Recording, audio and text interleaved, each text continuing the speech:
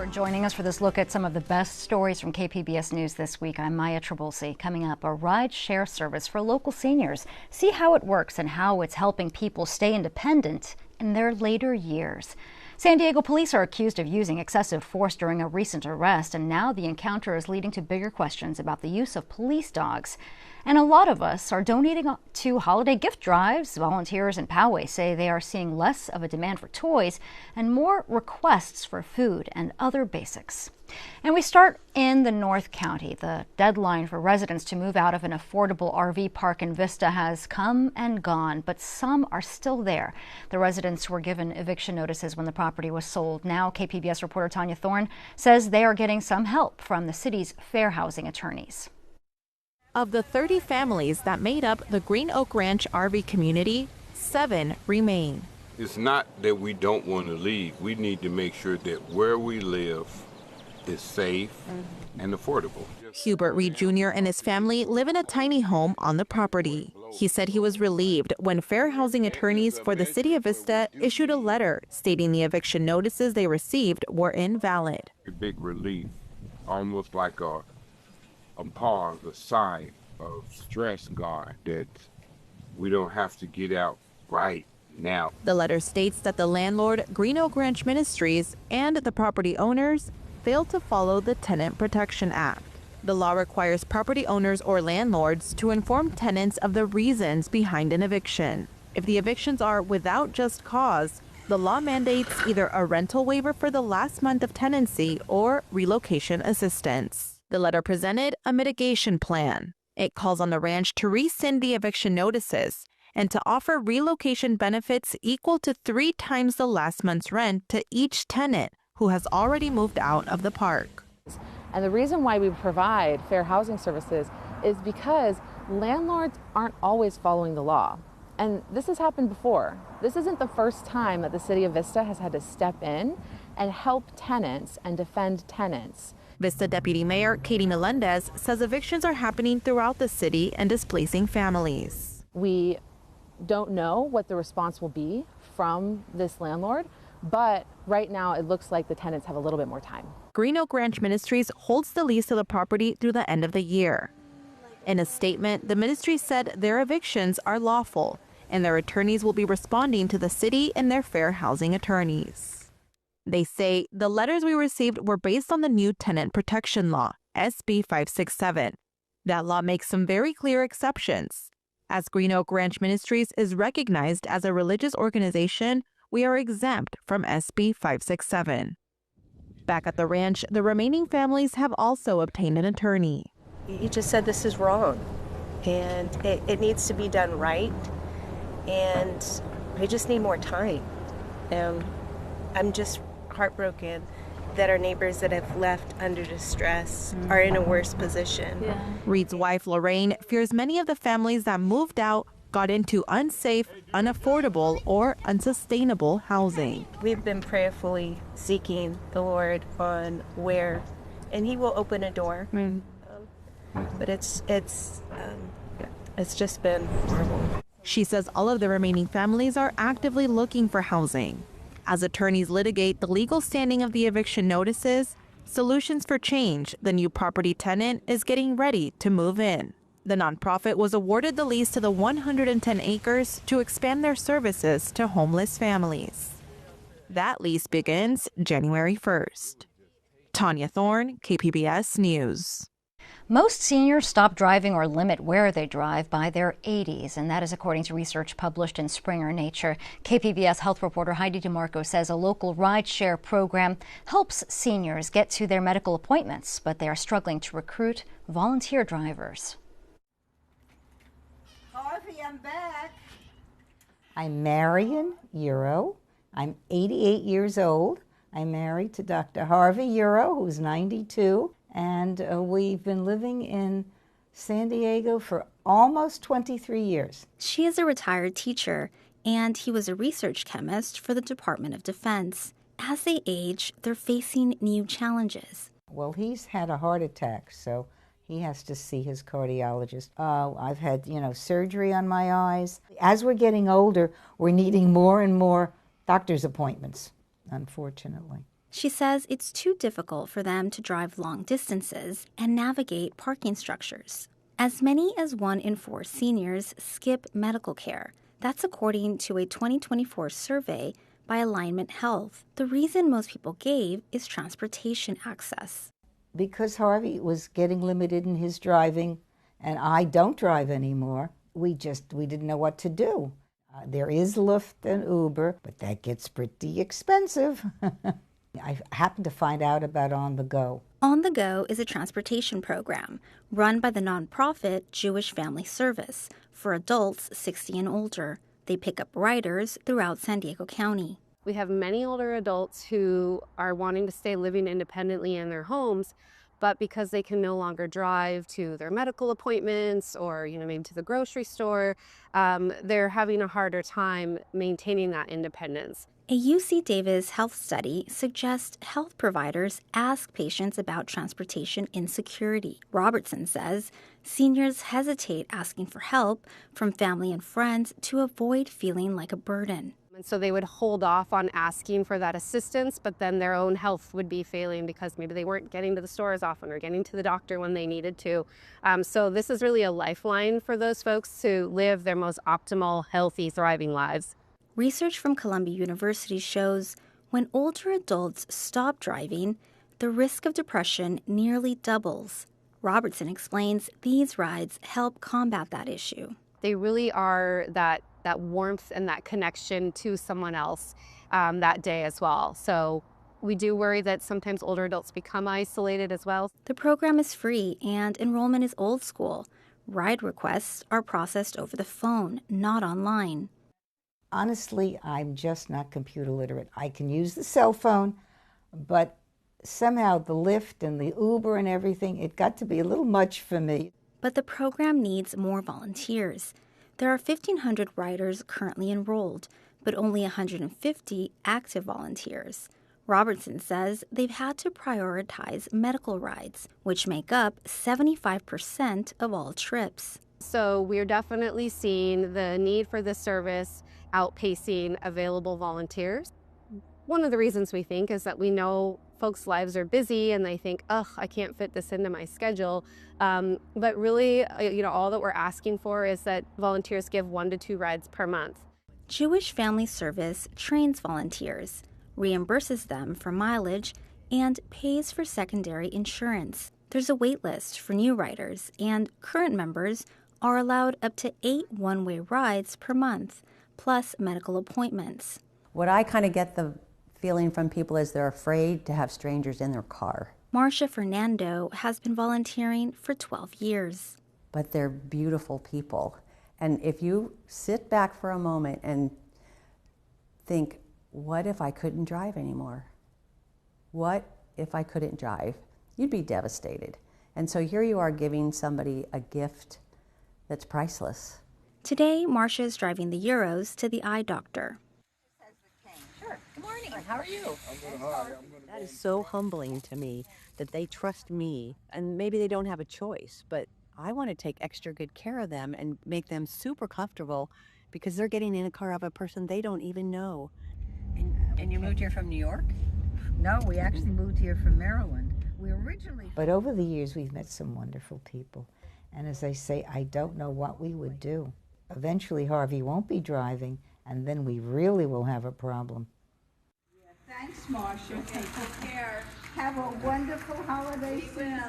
Okay. Marion says that these rides aren't just about getting from one place to another. They're a chance to remain connected to the community, maintain independence, and avoid isolation. Heidi DeMarco, KPBS News.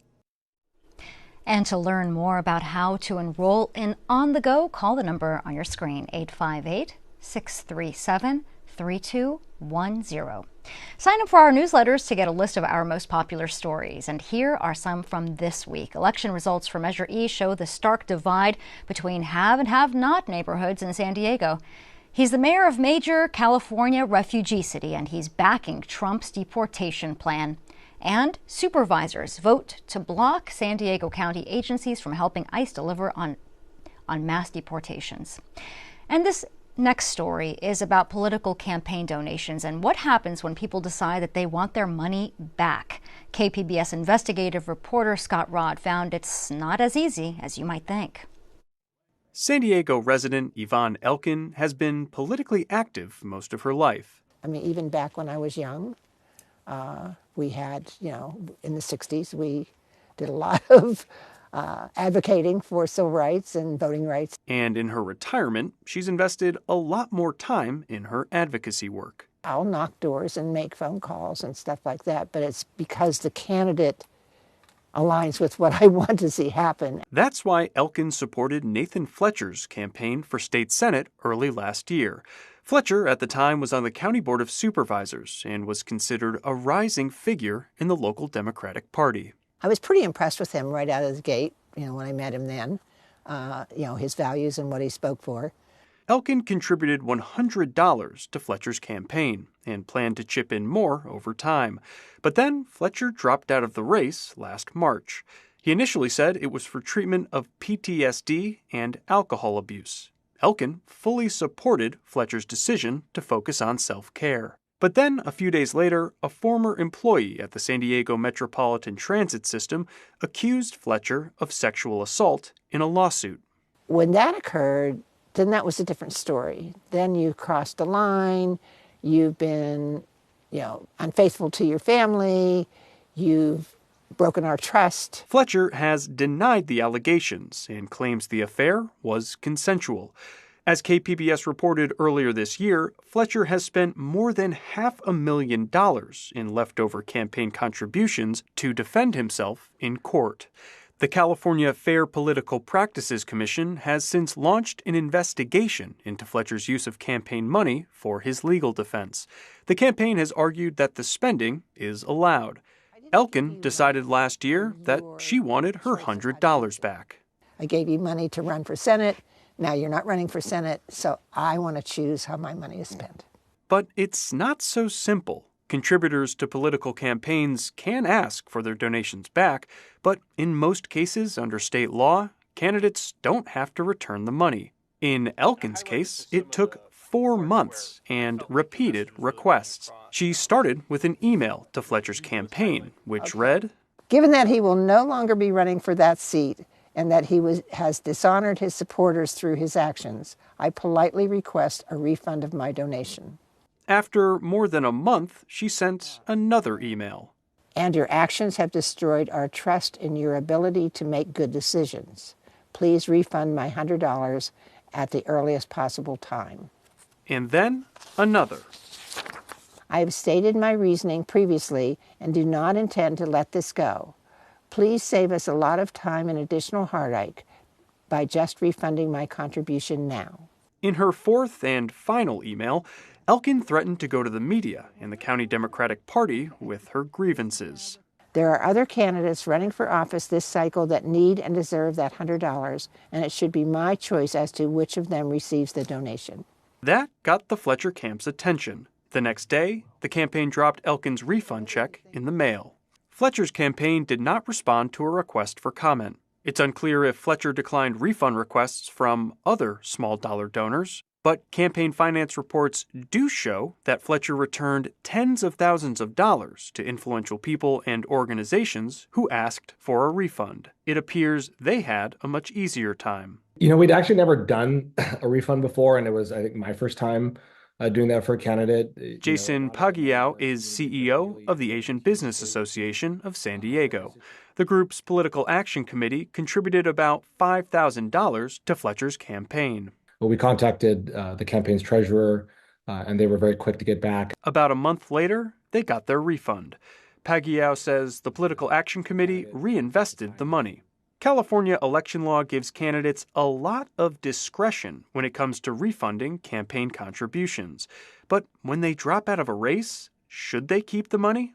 John Pellicero says no, they shouldn't. He's the director of government ethics at the Markkula Center for Applied Ethics at Santa Clara University. And when they drop out of a race, they really have to have more of a ethical awareness that they have an obligation to go back to their donors and ask if they'd like to have their money refunded. Pellicero says in a situation like Fletcher's, there's an even clearer obligation. And if you keep the funds just for legal purposes, for your own personal behavior, that's inappropriate and really unethical. The California Fair Political Practices Commission declined to comment on its investigation into Fletcher. It could take months for the commission to reach a decision. Scott Rodd, KPBS News. And a warning about this next story, which contains graphic violence. San Diego's Commission on Police Practices is reviewing canine policy after complaints of excessive force. KPBS reporter Katie Hyson says police data show large racial disparities in who is bitten. Officers surrounded a Valencia Park home 6 weeks ago, responding to a claim that Marcus Evans threatened a woman with a gun. He came out hands in the air in basketball shorts, no shirt, no shoes. I have no nothing, he said, turned around to show them, sat down, hands still up.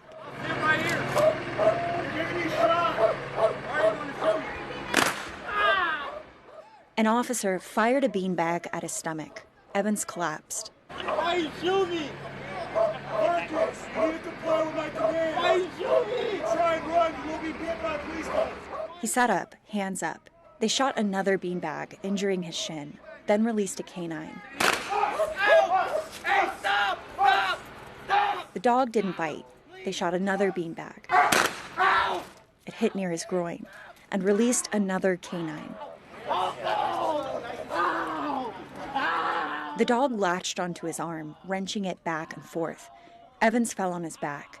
The dog continued for half a minute before officers got it to release.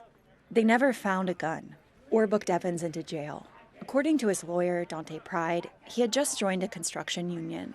Weeks after the arrest, he still couldn't work or walk, had trouble opening and closing his left hand. A bruised rib made it hard to breathe.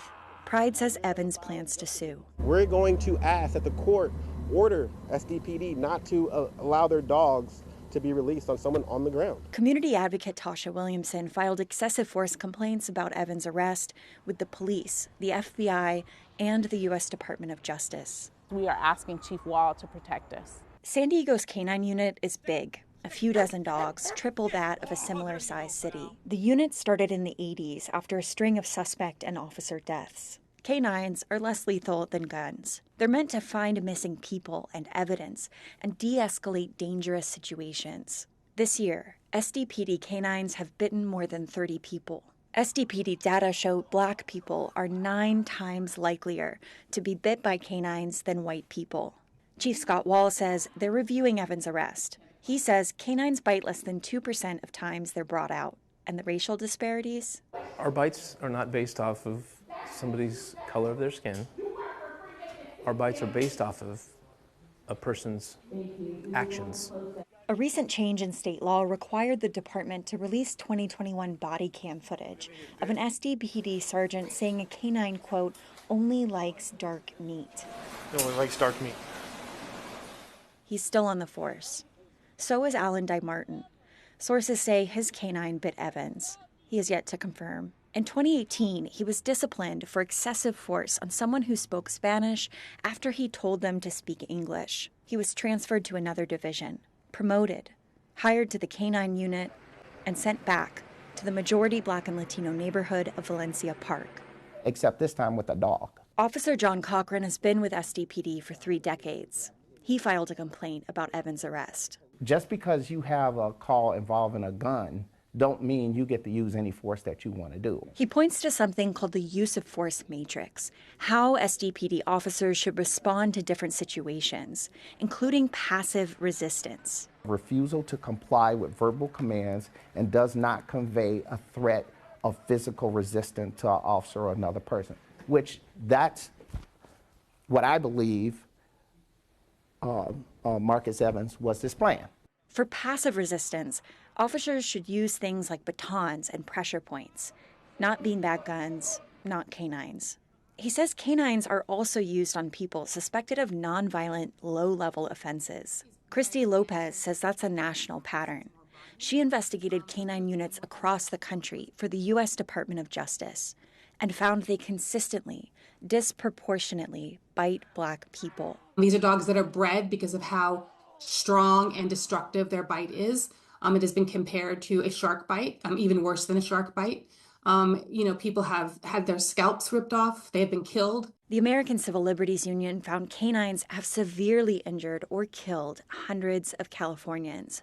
Nearly half showed signs of mental health disability. When you use an animal to attack a person, you are, to some extent, treating that person like prey. SDPD canines have bit an unarmed, naked man, stayed latched onto someone already handcuffed, allegedly jumped a fence and attacked a mother with her 5-year-old. You're never going to be able to ensure that that dog isn't going to attack the wrong person or not let go when they're supposed to, and the person has already surrendered. And we would never let an officer use a gun, for example, that would just randomly shoot every once in a while. Not very often, but every once in a while. Recent California bills tried to limit the use of canines. Police campaigned against them. None of the bills succeeded. In 2020, Salt Lake City suspended the use of canines for apprehension. Researchers found no negative effect on officer or suspect safety. Chief Wall says the review of Evans' arrest will likely take months. Katie Hyson, KPBS News. Books Through Bars San Diego is an organization that collects and ships books to incarcerated people nationwide. KPBS arts reporter Julia Dixon-Evans spoke to volunteers about this impactful work. Cherish Bertson remembers when books were her only escape. She was incarcerated at the Federal Correctional Institute in Dublin, California. And I went through so many books. I think that's the only thing that allowed me to actually get through it. Now, Bertson volunteers with Books Through Bars, a mutual aid collective that sends books to prisons. The group holds regular packing events at Groundwork Books at UC San Diego. Volunteers open letters from incarcerated people, select books, and write letters back. This year, the group received about 150 letters per month. They shipped 1,200 books to incarcerated people in 200 facilities across 40 states. When you're in there, you're just at a complete standstill, and you really feel like the outside world forgets about you. And it's those little things, letters and books, that make you feel like you actually still are a part of the world. Books are donated from the community and bookstores. Their primary expense is shipping, about $5 per package. Organizers say about 70% of their packages make it through security. Prisons routinely censor books. According to PEN America, correctional facilities in all 50 states contribute to the nation's largest book ban. Terry Vargas, another volunteer, says rules for book shipments vary widely and are hard to track. Facilities are becoming stricter and stricter with their requirements. Some facilities have adopted requirements where they only accept white envelopes, and these are just like arbitrary rules that just add barriers for us to be able to send these packages. But for Books Through Bars, it's worth the effort. Vargas says letters from incarcerated people often express gratitude. At a recent packing event, she opened a letter from Zachary in Indiana. He says, "I'm writing to request books. I really appreciate the work your organization is doing for prisoners. It really helps me not lose my cool. It saves my life, really." Books Through Bars' next packing event is scheduled for January. Volunteers and donations are always welcome. Julia Dixon-Evans, KPBS News. For years, a program in Poway has connected students and families in need to people who want to help fulfill their holiday wish lists. KPBS reporter Katie Anastas says this year, organizers are seeing more requests for household basics and even groceries. More than 400 families are getting gifts this year through the school district's Giving Tree program. Donors get a wish list from each recipient family, along with kids' ages, clothing sizes, and genders. But this year, wishes go beyond Barbies and toy cars. So this year, I think that we've probably gotten more people asking for the most basic things. We had a 2-child family where one child asked for cereal and the other child asked for milk. I've never seen that before. A lot asking just for food, just for toilet paper, just shampoo. Just the basic things. I think the prices have gone up so much that people are just hurting a lot this year. Poway has a higher median income than most parts of the county. Still, 15% of residents can't afford 3 nutritious meals per day, according to the San Diego Hunger Coalition. I do think that a lot of people think, oh, Poway they have these homes, they have this community, they're whatever, but in every community there's people that are hurting. Counselors and other school staff identify recipients. Sometimes they're students who already participate in other programs like school food pantries. Others might have a parent who's become ill. Organizers say many of the donors have been participating for decades. They think it's that they really feel that they're a part of it. They're getting to choose things. They're getting to learn a little bit about the family. I mean, sometimes favorite colors on there, different things. So it makes them feel that they're part of it rather than just asking them to write a check. Christina Rodacker teaches at Bernardo Heights Middle School.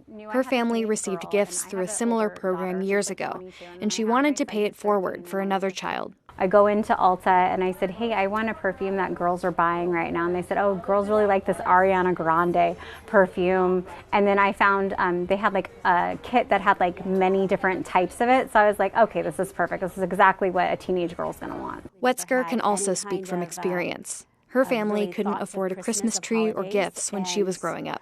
The only Christmas we would get is when the knock came out the door and somebody would ding dong ditch and leave a present, one present for each of us kids and some food for Christmas. And to me, it was just so special. I felt loved. I felt that somebody knew our situation. We weren't all alone. Wetzger hopes these gifts will make hundreds of Poway families feel loved too. Katie Anastas, KPBS News. And it is the season of giving, and we want to thank those who helped us put together a list of unique and local gift ideas. We recently sent out the KPBS Holiday Gift Guide, showcasing some local San Diego businesses, artists, and restaurants. Books, food, music, gardening, there is a bit of everything on our list, and we hope that you find something that you really like. Many of the ideas come from KPBS staff and from you, our audience. So look for the KPBS Holiday Gift Guide on our website, kpbs.org. We hope that you enjoyed this look at KPBS News this week. I'm Maya Trabulsi. Thanks for joining us.